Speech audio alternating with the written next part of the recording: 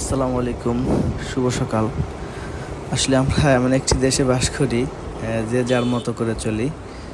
আমার কাজের কারণে অন্য কারো ক্ষতি হলো কিনা সেদিকে তাকানোর আমাদের কোনো প্রয়োজনই মনে করি না। দেখতে পাচ্ছেন রাস্তার রাজা অবৈধ, নিজে এক অবৈধ যানবাহন চলাফেরা করে অবশ্যই তার মন মতন।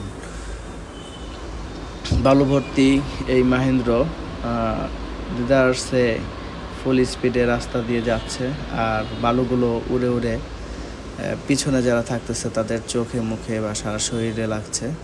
সেই ক্ষেত্রে তাদের কোনো ভ্রুক্ষেপ নেই। এই বালু উড়ে যে হঠাৎ করে যে কোনো যানবাহন বা বাইকারের চোখে যদি লাগে, সে চোখে হঠাৎ করে বালু যাওয়াতে যে কোনো দুর্ঘটনার সম্মুখীন হতে পারে।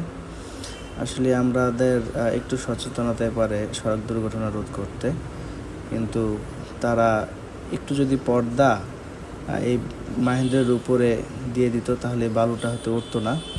এতে করে তাদের কাজেরও কোনো সমস্যা হতো না, এবং রাস্তায় যারা সাধারণ জনগণ চলাফেরা করে তাদেরও কোনো সমস্যা হতো না।